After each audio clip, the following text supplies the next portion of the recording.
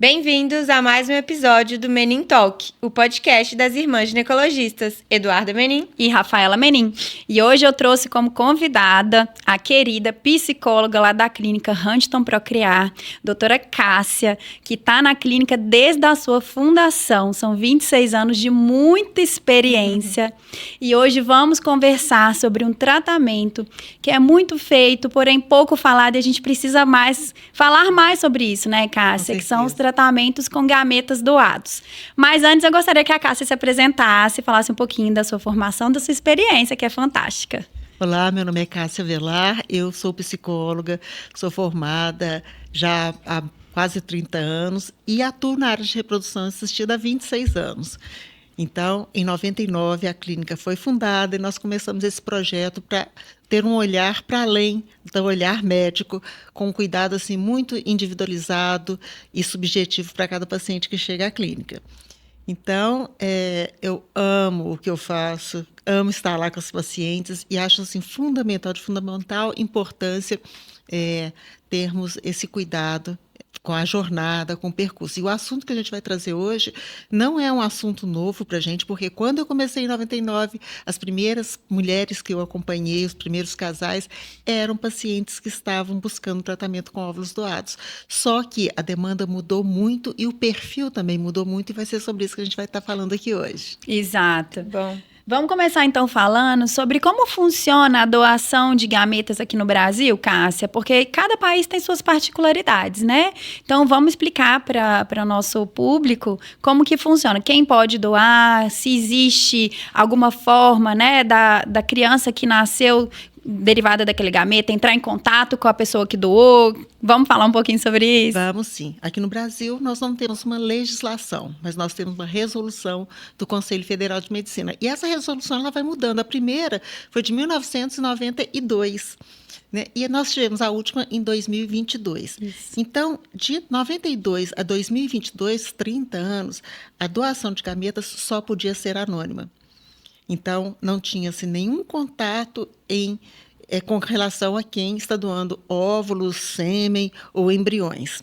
Em 2022, mudou-se um detalhe que eu acho que é muito importante, porque abriu uma doação também para pessoas com vínculo familiar. Então, a gente chama de doação intrafamiliar. Então, hoje pode haver a doação para os pacientes que estão desejando engravidar sem perder a linhagem genética. Mas eu, pessoalmente, falo que é um assunto muito delicado, que a gente tem que ter muita atenção, e eu tenho uma atenção assim, redobrada quando a doação acontece dentro dos relacionamentos familiares até o 4º grau, o que é permitido pelo Conselho. Dá um exemplo aqui, vamos supor, né? Vamos supor que a Duda precisa engravidar e ela não tenha óvulos, entrou numa menopausa precoce, eu sou irmã e eu posso doar meus óvulos para ela. Isso mesmo. Né? Então, se eu estiver com as condições, a idade permitida, tudo ok, eu posso fazer o ciclo de estimulação e coleta de óvulos e ela vai utilizar os meus óvulos com o sêmen do marido dela, o embrião vai ser transferido para o útero dela, ela vai engravidar e ela que é a mãe. Sim, correto? Isso mesmo. E uma coisa, sabe, doutora Rafaela, doutora Eduarda, que eu gosto muito de ressaltar, é que não existe uma legislação no Brasil que ampare essa questão.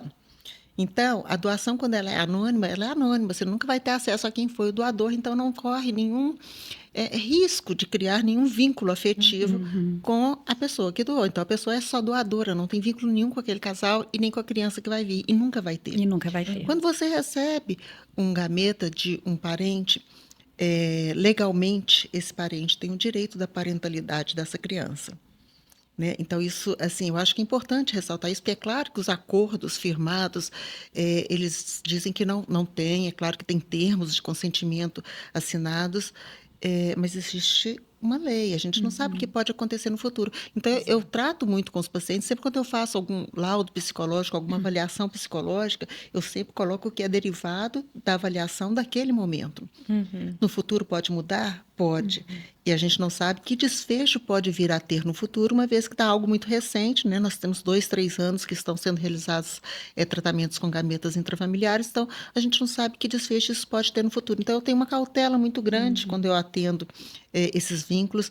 Eu não estou dizendo que eu sou contrária, né? Eu sou muito aberta para todos os tratamentos, para toda a população que procura, para todas as configurações familiares, mas a gente tem que ter muito cuidado como que é esse vínculo, né? Que impacto que isso pode ter na criança e nos vínculos que vão ter. É diferente da gestação de substituição, é muito diferente. Porque emprestar útero é uma coisa, agora doar o seu gameta é uma outra situação.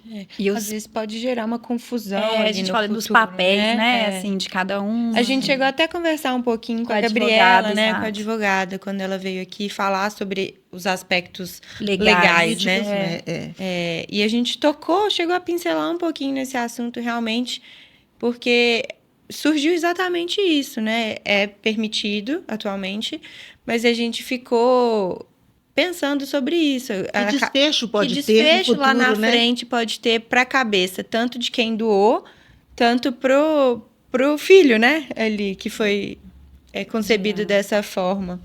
Eu acho que é muito novo, né? A importância da psicologia é justamente mediar esses papéis de cada um, né? Como que cada um vai atuar, entender se cada um está discernindo bem, né? Qual que é a sua Seu atuação papel, né? ali, Seu papel, sim. né? E mediar esse processo E que qual seja a é o maneira desejo, mais adequada. sabe, doutora Rafaela? Eu falo que é muito importante, ao oferecer essa escuta, né, observar com muita atenção se essa pessoa realmente tem um desejo da parentalidade, ou se não tem, se já tem filhos, né? Então, assim, é um tema, uma temática que eu falo que é delicada e que tem que ter uma atenção da equipe multidisciplinar, né?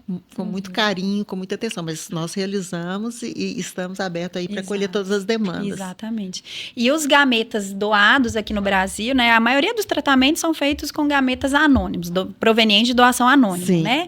E uma coisa que a Cássia falou, né, Duda, que é muito importante é essa não rastreabilidade. Então, a criança que nasce no futuro não pode, né, ir atrás, não tem acesso de quem foi o doador daquele gameta, e o contrário também, quem doou o gameta também não vai ter acesso aos frutos que foram gerados ali, derivados daquele gameta, que é uma coisa que eu acho muito positiva aqui no Brasil, porque dá muito segurança para os casais, né, Cássia? Inclusive, traz um significado diferente para a questão de estar gestando com o óvulo doado, né? Por quê? Porque essa pessoa que doou o óvulo, ela não doou um filho, ela doou um gameta, né?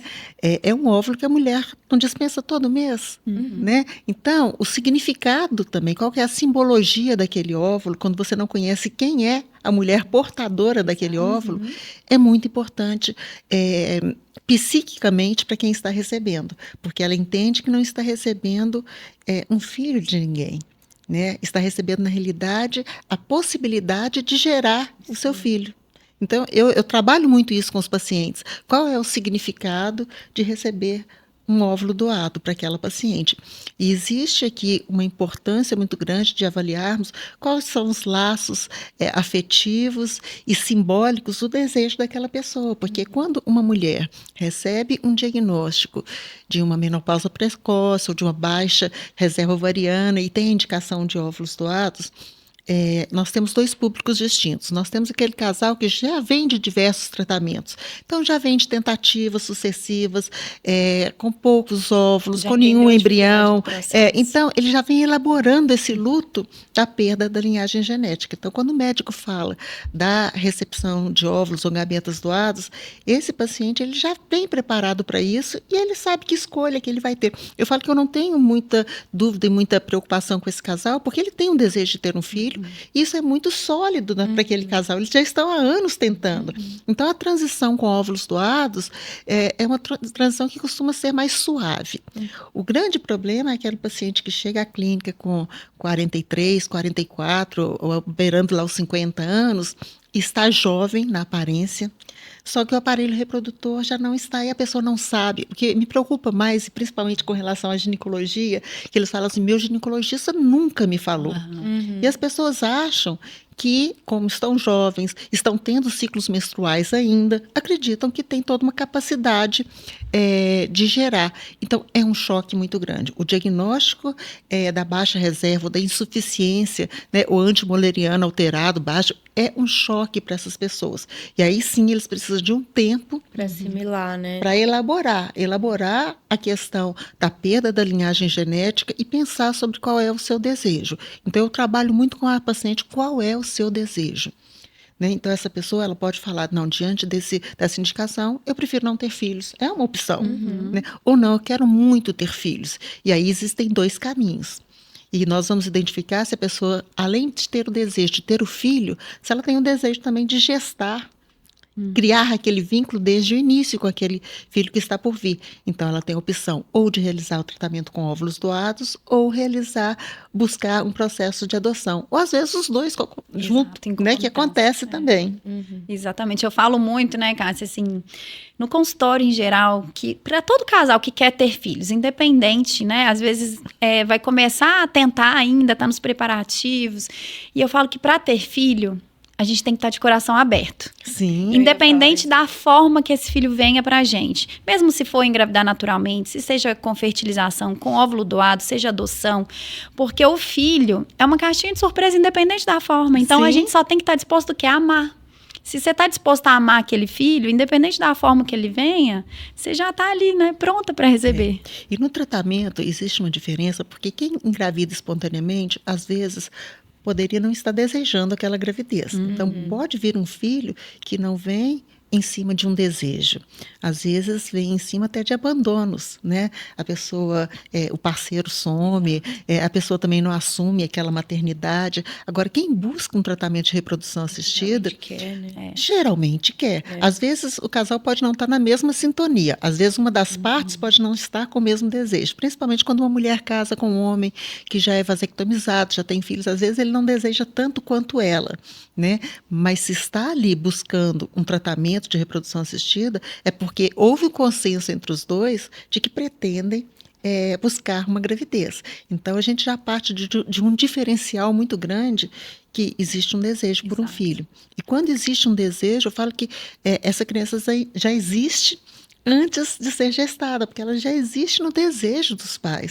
Isso é muito importante, porque o que eu costumo falar é que, na realidade, a questão genética é importante?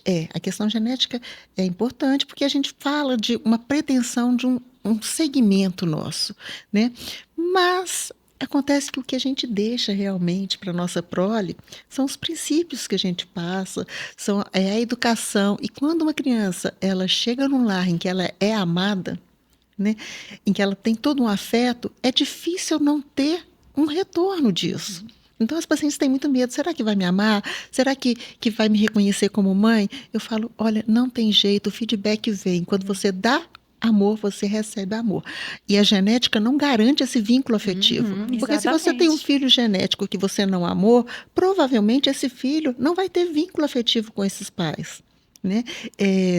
O pessoal hoje fala muito de epigenética para poder... Eu ia citar isso agora. Não é, doutora? Eduarda, fala muito da epigenética para poder justificar a condição de receber o gameta doado e para suavizar, né?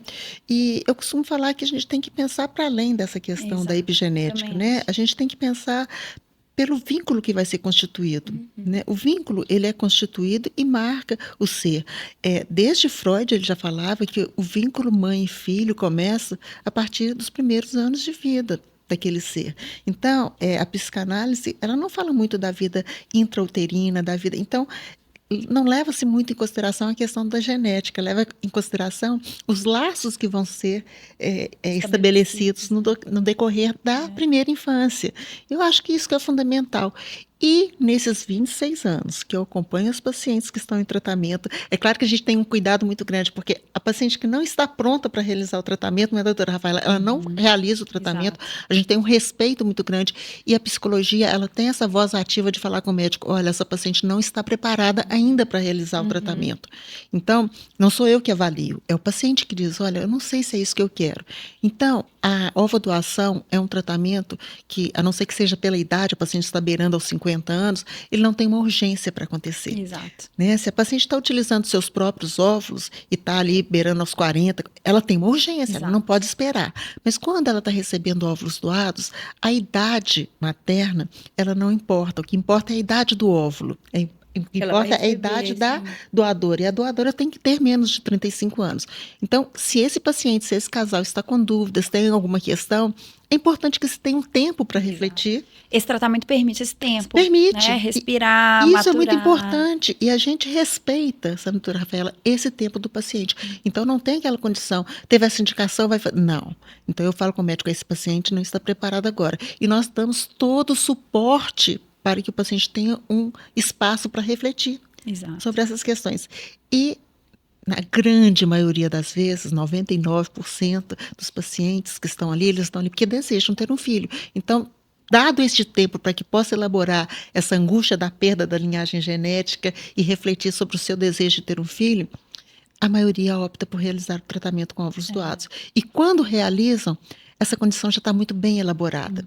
Então, eu acompanho o paciente durante o tratamento, durante a gravidez, depois que a criança nasce. Então, a gente tem na clínica um processo de acompanhar toda a jornada do paciente. E o que eu vejo pela minha experiência? Que aqueles pacientes que, depois que têm um filho, muitas vezes eles falam assim, eu nem lembro que foi com óvulos doados.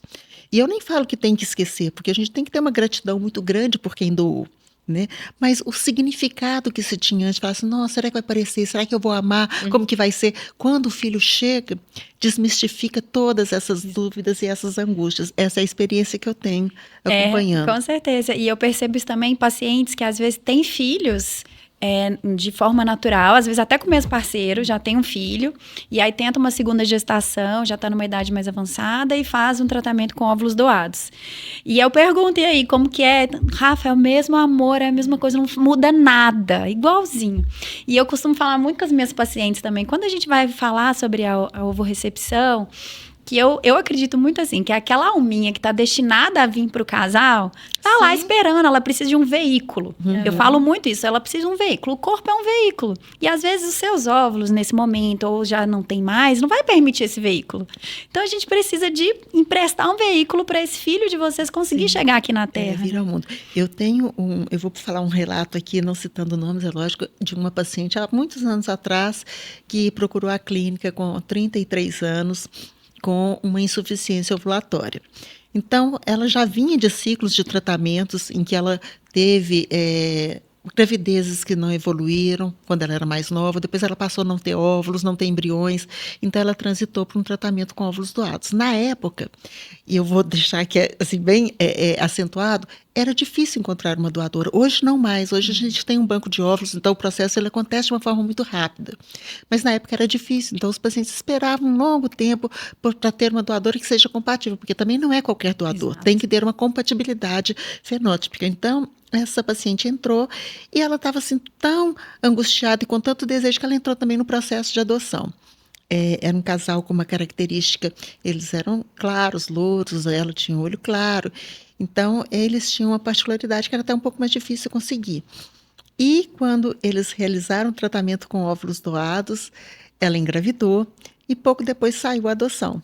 E ela adotou um menininho de 3 meses. Ai, que delícia. E o menininho parecia muito com ela, o adotado. E quando a filha veio, parecia muito com o marido, que tinha os olhos claros. Então, veio e constituiu uma família em que eles se sentiram muito realizados, né?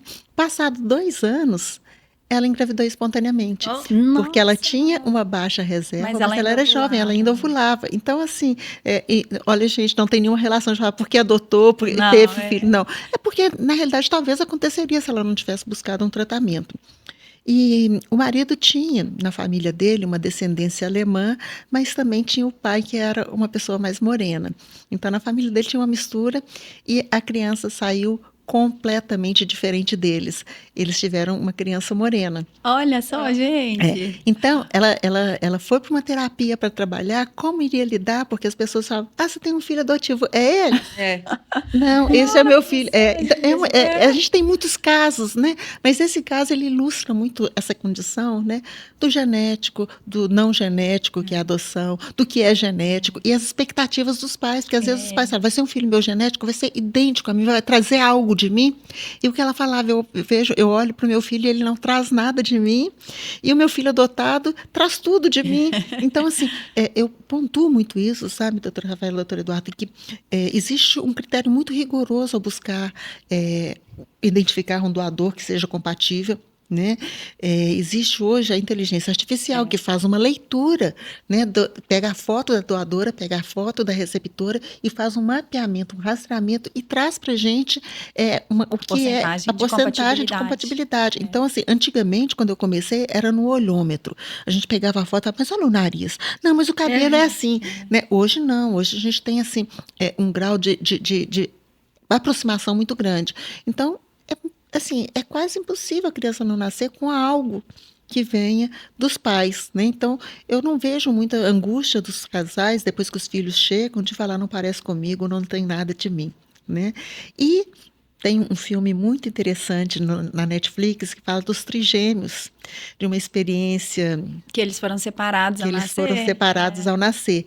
Então, o que esse médico queria experimentar e fazer um trabalho, né? Ele deu cada uma dessas crianças foi dada para uma família distinta. Então, uma foi dada para uma família mais abastada, o outro foi dado para uma família de classe média e o outro foi dado para uma família mais simples. E eles não sabiam, a família não sabia, e eles iam todo ano fazer uma pesquisa de como que eles estavam desenvolvendo cognitivamente e afetivamente, como eram os vínculos. E aos 19 anos eles se descobriram e se encontraram. E um dado que é muito importante é que eles eram trigêmeos univitelinos, eles eram idênticos, né? Mas a criação Completamente diferente. teve um efeito muito grande neles. E o desfecho eu não vou contar, porque vocês assistam, porque é maravilhoso. E quando eu assisti anotando tudo para fazer as correlações. Mas o desfecho ele é maravilhoso porque ele mostra para a gente o quão é importante o ambiente em que a gente está inserido no nosso desenvolvimento, na nossa jornada enquanto ser humano. Eu acho isso fantástico também. E as percepções que a gente tem com as pacientes que a gente acompanha também, que a gente cria vínculo, então elas vão sempre dando notícia pra gente, é justamente esse, de que realmente o filho proveniente de um gameta doado, é isso que você falou, Cássia, achei muito interessante, que quando ele nasce, desmistifica todos esses medos e receios que possam existir, né? A grandeza, a grandiosidade da maternidade, da paternidade, eu acho que é muito maior, né? Acho que depois esses apegos mas o meu nariz, o meu orelha, é tão pequeno, né? E uma outra questão também é que até meados aí de 2010, 2015, como a gente fala que é um sigilo, as pessoas acham que é um sigilo com quem é o doador. E as pessoas acham que é um sigilo que não pode contar para ninguém, que ninguém pode saber que eu fiz um tratamento com óvulos doados, né? E até mesmo porque dentro da nossa cultura as pessoas têm medo de ter alguma discriminação, de ter alguma coisa. Então, até antes da pandemia, as pessoas falavam, eu não vou contar para ninguém, eu não sei como que eu vou contar, como que eu vou abordar isso. E a pandemia, ela trouxe o advento da internet, do Instagram, de grupos que começaram a contar suas histórias. Isso foi também desmistificando, porque hoje o paciente também ele tem acesso a escutar a história de quem viveu. Exato. Né? E como esses vínculos. Então, assim, o que eu percebo também de uma diferença muito grande é o quanto o sigilo e o segredo era uma escolha para a maioria dos casais que faziam esse tratamento e o quanto hoje eles já vêm questionando, eu devo contar, quando eu devo contar e como que deve ser. E eu acho que é muito importante também essa reflexão. Sim. Quando eu estou tendo o primeiro contato, quando o paciente está iniciando o tratamento, esse não é um assunto para ser abordado. Eu falo, olha, agora não é um assunto, você nem tem um filho ainda, vamos aguardar. E cada filho tem uma demanda diferente. Então, eu não advogo nem a favor, nem contra. Mas o que eu falo é que não pode ter mentira. A pessoa optou pelo segredo, ok, vai bancar isso. Mas contar uma história que não é a verdadeira é muito perigoso. Então, eu quero aproveitar que hoje está aqui, porque eu acho importante ressaltar e salientar isso para os pacientes que estão fazendo tratamento, porque eu fico muito preocupada hoje mais ainda, com essas questões da inteligência artificial, com acesso fácil. Hoje a pessoa pergunta um negócio para o ChatGPT e ele conta tudo. Eu falei, nossa, meu Deus, se fosse contar assim, olha, eu nasci, minha mãe tinha 50 anos e não sei o quê. Aí o ChatGPT fala assim, na cidade não tem condições de ter... Então, eu me preocupo muito com isso. Então, eu tenho trabalhado muito com as pacientes o cuidado com essa situação de como lidar revelar, de como... Porque as pessoas, elas têm muito medo de... mas se eu contar, meu filho não vai gostar de mim. Ou como que ele vai interpretar isso e reagir a isso. Eu falo, se você construiu um vínculo de afeto, um vínculo de amor, não vai ser essa questão que vai mudar esse vínculo que foi construído, né? Eu tenho um paciente que há um tempo atrás eles foram fazer o tratamento e a esposa tinha recebido o diagnóstico de ovodoação e estava assim transtornada. E ele contou a história dele que eu achei muito bonito, porque ele falou, eu tenho meus pais genéticos que eu amo, mas eles nunca tiveram uma proximidade comigo. Eu fui basicamente criado pelo motorista, pelas babás. Então, quando meu pai faleceu, o que que eu perdi? Eu não tinha perdido nada, porque os bens que ele sempre me deu eu continuei tendo. Mas quando o motorista faleceu, eu tive uma perda muito grande, porque eu perdi a referência de quem eu podia contar, com quem eu compartilhava a minha vida. Então, o compartilhar a nossa vida, os vínculos de afeto, eles são construídos. Eles não são herdados, eles não são genéticos. Né? Eu acho que isso é muito importante, Com certeza. a gente afirmar isso para a paciente. Se você tem um desejo de ter um filho, e se você está realmente com o coração aberto para receber este filho com todo o amor, porque o ser humano não sobrevive se não tiver outra pessoa para humanizá-lo. Eu não sei se vocês conhecem, já viram uma tartaruguinha quando ela nasce, ela sai do ovinho e vira tartaruga. Ela não precisa aprender a ser tartaruga. O ser humano não sobrevive. Então, para ele sobreviver, ele tem que ter alguém que cuida. E socialmente e culturalmente foi instituído a figura materna e a figura paterna como as pessoas responsáveis por transformar aquele ser num ser humano. Então, é este o nosso papel. Nosso papel é cuidar desse filho com todo o amor, com todo o carinho e dar e suprir as necessidades para que ele possa se tornar um ser humano digno, né? E viver a vida dele. Então, assim, esse que é o ciclo da vida. O ciclo da vida é vir ao mundo, desenvolver e uma hora embora. Então, esse desenvolver é que é a questão mais importante. Eu falo assim, filho de Einstein era um gênio como Einstein? Eu acho que não. Eu nunca ouvi falar de um filho de gênio que era gênio igual ao pai. Né? Mas os preceitos que a gente aprende dos nossos pais, as condições éticas, morais, religiosas, políticas, de futebol, isso a gente aprende. Né? E é na criação. E se o modelo paterno ou materno é um modelo positivo, ele vai ser um modelo que os filhos vão querer seguir. Exatamente. Eu acho que para criança também, que surgiu aí de uma ovo doação ou de um sêmen doado, saber que ele foi desejado a ponto Exato. dos pais irem atrás de um tratamento para ter ele ali, eu acho que só isso assim já basta para ele saber que ele é amado, que ele foi muito desejado. Ele é fruto do amor. Isso. Né? Muitas vezes eu falo com os pacientes assim, imagina, se o seu filho ao nascer precisar trocar o sangue todo e receber sangue de um banco de sangues, ele vai deixar de ser o seu filho por causa disso? Exato. Ou se eu doar o meu coração para você, doutora Rafaela, você vai virar a Cássia? Exato. Não, a doação é a doação de vida para o outro. Essa é a simbologia que a gente fala. Ao receber um óvulo doado, um sêmen doado, você não está recebendo um filho, você está recebendo a possibilidade de gerar o seu filho. Acho que isso é muito importante. Nossa, demais. Que você vai criar com seus valores, né? Junto com seu parceiro, do jeito que vocês sonharam, na família de vocês, na casa já vai de vocês. começar na gestação. Quem é grávida e já gestou, sabe que desde a gestação já tem esse vínculo de afeto ou de desafeto. Né? Então, assim, eu sou apaixonada por esse tratamento. Eu acho que é um tratamento maravilhoso. Por quê? Porque propicia as mulheres que, por algum motivo, não poderia ter filhos há algumas décadas atrás, Exato. possa ter filhos hoje. Então, isso é uma coisa que a gente tem que também ressaltar, a importância da medicina reprodutiva, porque, por exemplo, na época da minha mãe, não existia essa condição. É claro que as mulheres casavam mais cedo, mas elas poderiam se deparar com uma menopausa precoce. E não tinha outra opção que não fosse não ter filhos ou adotar. Então, a medicina reprodutiva, ela traz os avanços, e é claro que os avanços eles vão ser usufruídos por quem está aberto para usufruí-los. E eu acho que uma mensagem que é importante deixar aqui é que, se você está pensando em não ter filhos e está na faixa de 30 a 35 anos, guarde os seus óvulos, porque isso é que a gente pode propiciar. Porque a mulher, ela teve um salto muito grande de desenvolvimento enquanto um ser humano e social. A mulher foi para o mercado de trabalho, a mulher hoje está estudando, tem outras prioridades para além de só ser mãe e ser do lar, né? E isso acontece justamente no momento em que está na melhor fase da sua fertilidade. Então, na fase em que ela está na projeção da carreira, é a fase também que está no auge da fertilidade. E, às vezes, as duas coisas podem ter um descompasso aí entre relógio biológico e o desejo de ter filhos.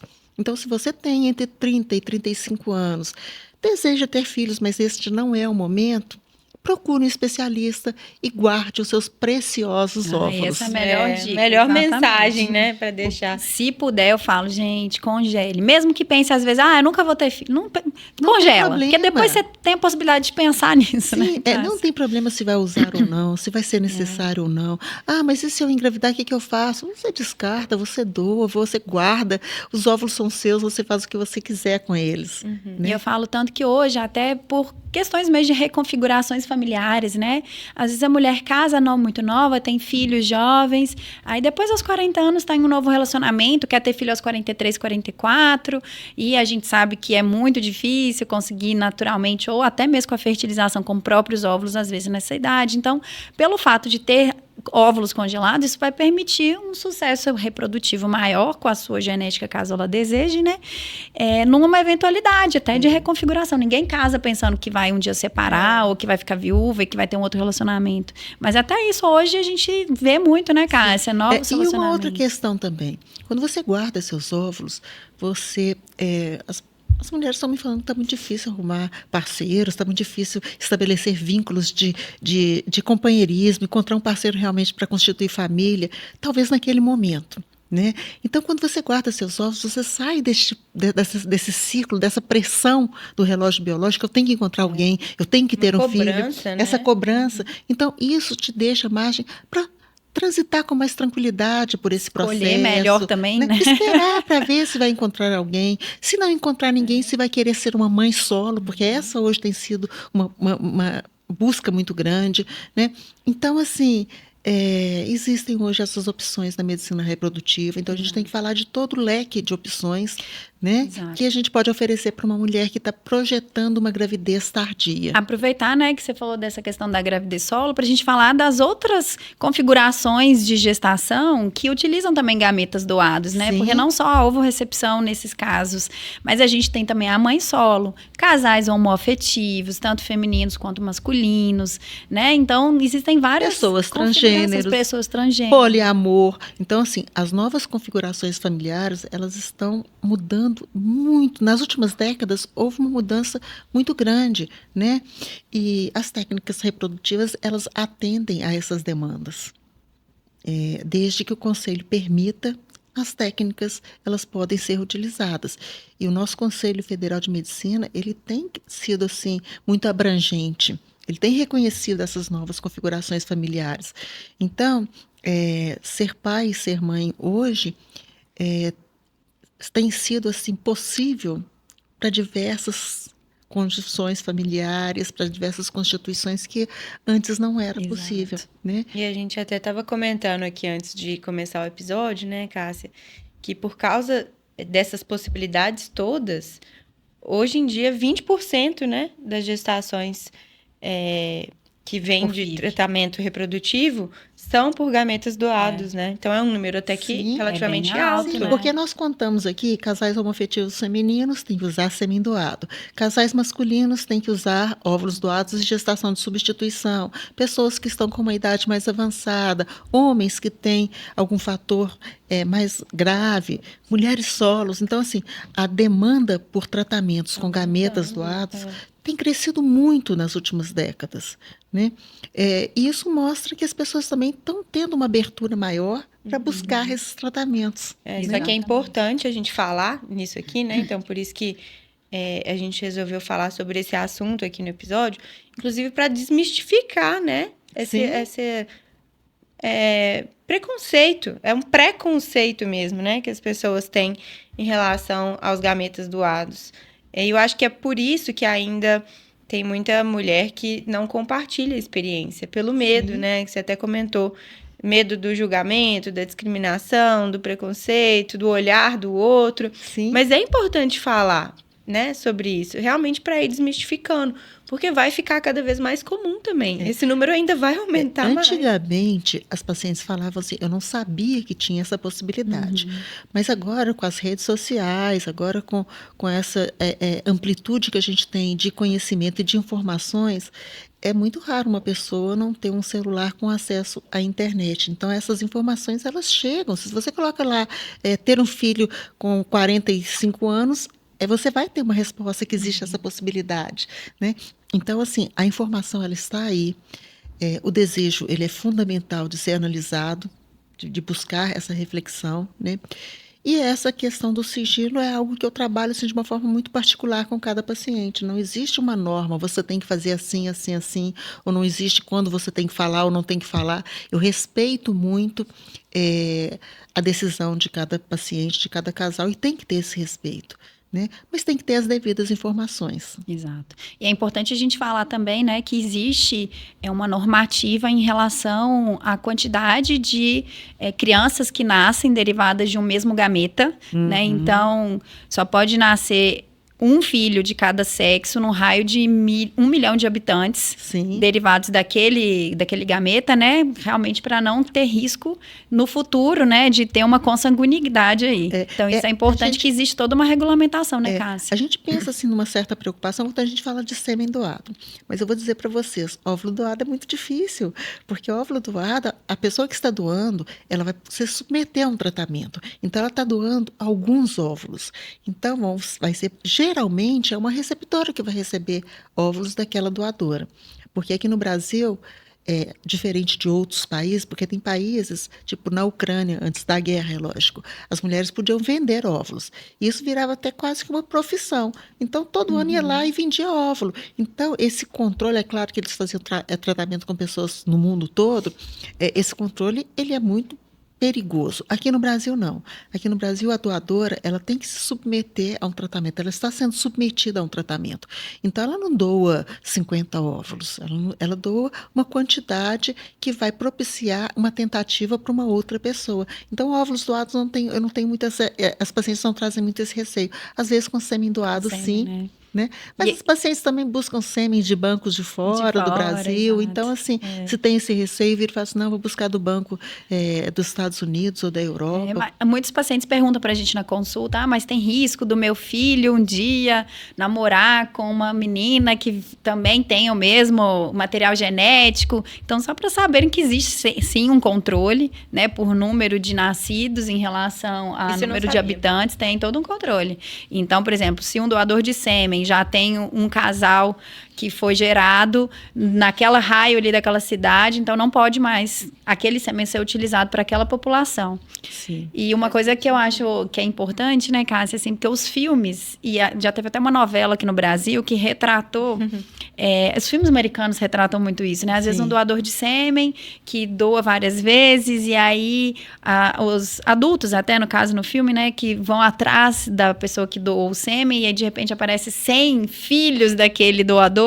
E isso eu acho muito interessante, que aqui no Brasil não existe essa possibilidade. A gente tem que fazer uma leitura crítica disso. Quando a gente está assistindo um filme, gente, por favor, prestem atenção. Se você está assistindo um filme de Hollywood, um filme americano, é a realidade deles, não é a nossa. Então, lá, você pode comprar óvulos, você pode usar sêmen de um homem que permite que não seja sigiloso. Exato. Pode. Né? Você pode selecionar qual é o perfil que você quer. Eu quero uma doadora loura de olho azul, blá, blá. Pode. Aqui no Brasil não pode. Né? Então, nesses países em que não existe o sigilo, o filho, quando atinge 18 anos, ele tem a permissão de entrar em contato com aquela pessoa que foi a doadora. E eu não sei que vínculos podem vir disso. Aqui no Brasil não existe. Isso tem que ficar bem claro. Não existe esse risco, a não ser que seja doação intrafamiliar. Exato. Aí eu retorno lá a conversa que a gente teve ali no início. Porque quando é uma doação intrafamiliar, não existe sigilo. Exato. Ô, Cássia, eu queria saber, assim, do seu ponto de vista, da sua experiência, você nota alguma dificuldade um pouco maior de aceitação quando a questão é o sêmen, quando o casal precisa de um sêmen de banco em relação à questão masculina? Como que os homens aceitam o sêmen heterólogo nesse caso? o que acontece? A mulher, quando recebe um óvulo doado, ela vai gestar. Então, vai ter um vínculo com aquela criança. O homem tem um vínculo com o filho. Quando o filho nasce, a gente brinca assim, o pai, ele adota o filho, porque, na realidade, o papel dele vai ser ali quando o filho nascer, né? Que vai começar ali a paternidade exercida, né? Mas existe, sim, uma angústia muito grande, porque nós vivemos num país que ainda é permeado por um certo machismo. Então, muitas vezes, quando o homem recebe um diagnóstico de azoospermia, e o que é interessante a gente falar, sabe, doutora Rafaela, doutora Eduarda, é que esses diagnósticos, a pessoa não sente uma dor, quando eu senti uma dor, vou investigar, não. Geralmente eles vêm quando a pessoa começa a tentar engravidar. Então, às vezes, a pessoa nem suspeita que é infértil. Então, o diagnóstico de ter uma azoospermia, de não ser possível utilizar o sêmen, é um choque muito grande. É um choque maior do que a mulher quando ela recebe a indicação de óvulos doados. Porque a mulher, se ela tem um acompanhamento com ginecologista, ela já sabe que, às vezes, a ovulação faz exames. Agora, o homem não. Na maioria das vezes, a maioria dos diagnósticos masculinos não tem sintomas. É assintomático. A azoospermia, ela é assintomática. E muitas vezes o homem, ele ejacula, mas não tem esperma na ejaculação. Então, ele não sabe que não tem esperma, ele não sabe que ele é infértil. Então, é muito angustiante. Eu já escutei pacientes falando, eu prefiro separar para que ela possa ter um filho com outro homem. Ter um filho com outro homem é uma escuta muito grande. E como nós vivemos num país ainda muito machista, existem aquelas brincadeiras de falar, ei, você não está conseguindo fazer um filho, não. Se você quiser, eu te ensino, eu te ajudo. Então, assim, é permeado por uma angústia muito grande, sim. E quando existe a condição de receber o sêmen doado, eu tenho uma atenção muito grande com o esposo. E, às vezes, eu até solicito uma conversa individualizada com ele, para que ele possa expressar quais são as angústias. Porque o homem também, ele muitas vezes não se permite falar das suas angústias e compartilhar. Aí ele vira e fala assim, não, eu não posso privar a minha esposa de ter um filho. Então, muitas vezes, ele reporta a ela, né? Mas eu falei para você. Qual vai ser o significado para você? E aí a gente retorna novamente à questão do desejo. Né? Se este homem tem um desejo muito grande de ter um filho com aquela parceira, né? E o tratamento possível seria esse, porque se não for esse tratamento, eles vão poder recorrer à adoção. Né? E muitas vezes, depois de uma reflexão muito grande, eles acabam falando, não, eu prefiro usar o sêmen doado porque minha esposa vai gestar e esse filho vai vir nesse ambiente não de rejeição, mas de amor. Né?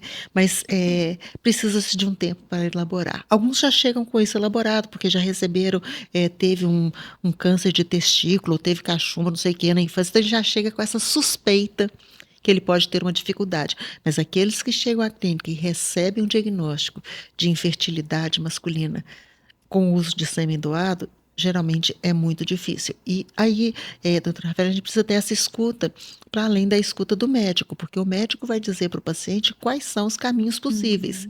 E a psicologia vai escutar qual é o sentimento daquele paciente diante da oferta dos caminhos possíveis. Exatamente, e que isso é fundamental, até porque isso pode impactar no relacionamento com aquela criança, com a esposa, com decisões, e, né, você citou, né, Cássia, de homens querendo separar da esposa para poder permiti-la ter filhos. Então, é um caminho muito sério, né? Sim, decisões muito sérias e que precisam ser muito bem trabalhadas mesmo, para poder estar muito bem elaborado e aceitar aquela situação de coração aberto. Para ver qual é a aceitação dele, né? Então, se esse paciente fala, eu quero muito ter um filho, essa é a forma. Agora, se ele tem dúvidas, eu falo, vamos esperar. Se a idade da companheira permitir, vamos esperar. Ou congela os óvulos dela, né? Agora, quando também ela chega lá já com 43 anos, eu já vi uma paciente que chegou numa idade limítrofe e eles estavam, né? E quando eles voltaram, aí já não podia usar os óvulos dela. E eu escutei uma coisa muito interessante dela. Porque ela, na realidade, ela manifestou depois que ela tinha esperado esse tempo, porque agora usaria os gametas de ambos doados. E aí não ia os ter peso pra não, ninguém, né? não. E aí eles estariam numa situação mais confortável, porque que ela tinha percebido nele um conforto maior de que ela. Então, assim, pode parecer estranho, né? Mas nesse arranjo desse casal, receber ambos os gametas doados foi mais tranquilo e eles tiveram esse tempo e o médico falou: olha, não deixa passar muito tempo, não. Você já está no limite da sua reserva ovariana. E ela deu o tempo possível para não utilizar os seus óvulos. Então, esses arranjos são muito interessantes, né? E a gente escuta isso e assim, e eu acolho com muito carinho. E quando na psicologia a gente tem uma escuta muito complexa, muito ampla. E quando o paciente começa a falar, eu vou pegando um gancho aqui, eu vou pegando um gancho aqui. E quando ela falou isso, ela falou assim: ah, nossa, eu nem tinha pensado nisso. Inconscientemente tinha. E aí ela conseguiu verbalizar que ela deu aquele tempo para poder e que como a relação estava muito mais tranquila com relação ao tratamento. Ai, que bom, e que os dois ficaram felizes e satisfeitos, Sim. né? Essa parceria, né, da parte médica, do tratamento com a psicologia, gente, faz toda a diferença. Porque muitas vezes o paciente expressa com vocês, né, Cássia, Sim. lá, muitas questões que às vezes no consultório, por mais que a gente tente conversar sobre, mas é tanta informação que a gente tem que dar sobre o tratamento em si, né, e eles ficam muito à vontade para poderem se abrir, sabe, né? doutora Rafaela, eles falam assim: achei que não fosse relevante. Uhum. Às vezes eles falam isso Não comigo. tenho nada, não tenho nenhuma demanda, né? Eu achei que não fosse relevante. Achei que não fosse relevante falar que eu sou assexual e não tenho relação sexual. Falei, como não? Ai, sim. Né? Como não? O médico está te prescrevendo coito programado. exato. Que perda de tempo que vocês estão tendo. Então, às vezes, a gente tem escuta de algumas questões que podem modificar toda a trajetória do tratamento. E o que eu falo com os pacientes? Ali eu não estou fazendo terapia. O meu trabalho é um acolhimento emocional no percurso, na jornada do tratamento. Então, eu falo com o paciente: essa informação é fundamental que o médico saiba. Eu acho que você deveria contar pelo benefício do seu tratamento. Você está entendendo que você está prejudicando o seu tratamento? Então, eu tenho que também desconstruir esse sigilo que às vezes o paciente tem. Sabe por quê, doutora Rafaela? Eu escuto umas coisas, eu escuto pacientes falando assim, há uns anos, muitos anos atrás, o paciente ligou desesperada porque o obstetra dela falou que ela estava com uma gravidez de altíssimo risco, porque ela estava grávida com 45 anos e fazendo 1000 exames porque tinha risco de ter síndromes, porque ela não contou que tinha sido com óvulo doado. Aí eu falei, mas como você não contou para o seu obstetra que o tratamento foi com óvulo doado? Eu achei que não era relevante. E é relevante, porque a conduta é completamente diferente. Porque o olhar do obstetra estava ali como mulher de 45 com seus próprios óvulos, que tem um desfecho completamente diferente de um desfecho de uma gravidez com óvulos doados. Então, assim, a nossa escuta é uma escuta diferenciada, né? Porque a gente fica ali pontuando algumas coisas. O paciente às vezes fala uma coisa, eu pego aquele gancho para a gente propiciar que ele fale mais a respeito. E eu acho que é fundamental o trabalho da equipe. Eu falo que é interdisciplinar, né? Em que tem essa correlação. O médico, a enfermagem, a farmácia, a psicologia, todos interagindo em prol do melhor para o paciente. Exatamente. E às vezes, né, Cássia, assim, a gente tem alguns casais que chegam um pouco tímidos, né? Fala um pouco, a gente oferece, fala, não, aqui a gente tem um serviço de psicologia, pode ficar à vontade, eles vão marcar uma conversa. Ah, mas eu não tenho nenhuma demanda. Né? E sabe uma coisa que eu acho muito importante? Eu dou muita aula e eu falo muito isso para as psicólogas que estão se formando. Quando o paciente procura uma clínica de reprodução assistida, ele não está procurando um psicólogo. A demanda por terapia tem que ser uma demanda espontânea da pessoa. Ela tem que procurar o psicólogo para fazer uma terapia. Então, por isso, ali não é uma terapia. Ali é um acolhimento. Então, o paciente, ele fala com o médico: eu não tenho nenhum problema, eu já faço terapia, eu não preciso do psicólogo. Isso até me conhecer. Exato. Eu falo isso, passa lá, vamos isso até me conhecer, sabe por quê? Sem compromisso. Mas eu não espero nem isso, sabe por quê? Eu estou no 3º andar, que é o andar da recepção. Então, o paciente está lá quietinho, olhando o celular, aí eu chego e falo: oi, boa tarde, você é fulano? Eu poderia dar uma palavrinha com você? Aí a pessoa olha e fala: sim. Aí eu convido a pessoa, fala, deixa eu me apresentar. Depois que já está na minha sala. É escapatório. E depois que está na minha sala, eu me apresento e a gente começa a conversar, os pacientes dificilmente falam que não foi bom ter passado pela psicologia. Gente, agora vocês já sabem a tática da Cássia aí. Venceram a minha de tática? abordar vocês. Outro dia, Ninguém foge. outro dia uma paciente virou para mim, olhou assim e falou assim, psicóloga? Eu estava correndo de você. E eu virei para ela e falei assim, eu estava correndo atrás de você. E aí a gente desconstrói. Às vezes, um paciente uma vez chegou para mim e falou assim, eu odeio psicóloga. Aí eu virei e falei assim, e você tem algum problema com a Cássia? Aí ele olhou para mim e falou, não. Eu falei, então, eu queria escutar um pouquinho da sua história. E ele começou a falar. E eu atendo, às vezes, quando o paciente está esperando para fazer ultrassom. E quando chama, né, doutora Rafaela faz ultrassom lá, eu tenho que liberar correndo, porque eu capturo o paciente no momento que não é o momento da conversa com a psicologia, só para me apresentar. Aí chamaram e eu tive que liberar ali no momento que ele estava começando a ser assim, receptivo. Aí eles saíram. Tem um elevador, eles iam pegar o elevador. De repente fechar a porta, de repente bate na porta. Aí eu abro e falo assim, eu voltei. Eu falei para ela fazer ultrassom sozinha, porque eu quero conversar com você. Olha que bom. Né? Então, assim, o acolhimento, que o que a gente faz é acolhimento. O acolhimento é acolher. É acolher com muito carinho, com muito respeito, sem julgamentos. Eu falo que o psicólogo é um ser, é como se fosse um espelho. A gente não tem ideologia política, religiosa, de gênero. Nós estamos ali para escutar a demanda do paciente. O paciente fala, eu sou espírita. Eu falo, eu não conheço nada de espiritismo, mas me conta como que é. Eu sou ateu, ou eu sou da área de exatas. Eu já tive um paciente que ele era astrofísico, eu não acredito em Deus, eu acredito só nos números. Então, quer dizer, eu me abro para escutar como é aquele ser. Né? Porque o psicólogo, ele é um sujeito suposto saber, nós não sabemos nada, vocês é que sabem tudo.